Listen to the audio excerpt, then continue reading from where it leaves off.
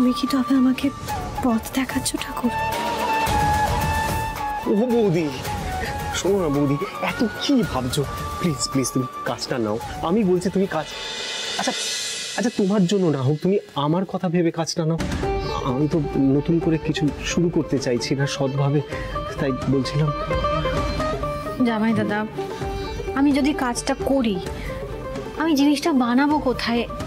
বাড়ি ভর্তি লোক আছে, সবার সামনে যদি আমি জিনিসটা বানাই, পিঠেটা বানাই, সবাই দেখে ফেলবে, অশান্তি করবে, আমি বানাবো কোথায়? বেপুনা বেপুনা বাবা আছে, তুমি এই যে পিঠে বানাবে সেটা বড় মার হেসেলে বানাবে, আমি হেসেলের বাইরে ক্যাট হয়ে পাহারা দেবো। আর পিঠে বানানোর জন্য যা যা লাগবে সব কিনে আমি ইতিমধ্যে ঢুকিয়ে দিয়েছি ঘরে।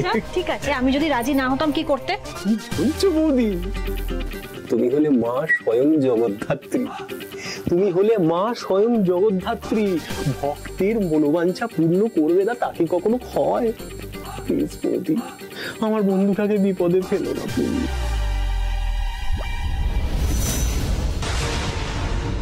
এই টাকা থেকে পুরো অপারেশনের খরচটা পাওয়া যাবে না ঠিকই, কিন্তু কিছু টাকা তো আসবে।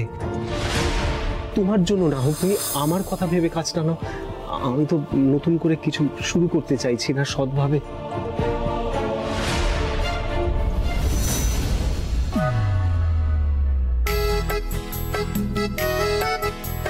এবার তো শুরু করতে হবে।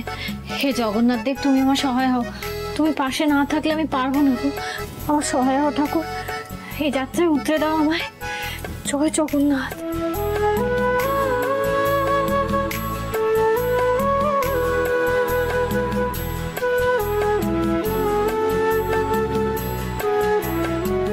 চালের গুঁড়ো, খোয়া ক্ষীর, মোটামুটি সবকিছুই আছে। এবার শুরু করতে হবে। জয় জগন্নাথ, উতরে দিও এই যাত্রায়। জয় জগন্নাথ।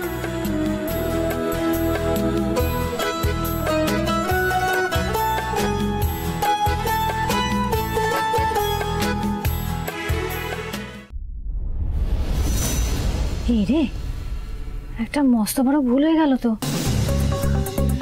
এলাচটাই তো নেই।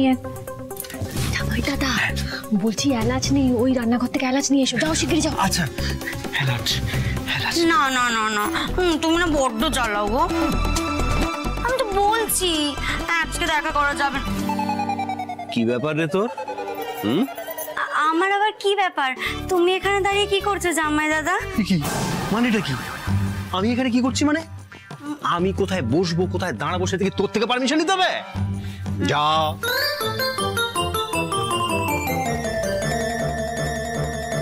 জামাই দাদা, বলছি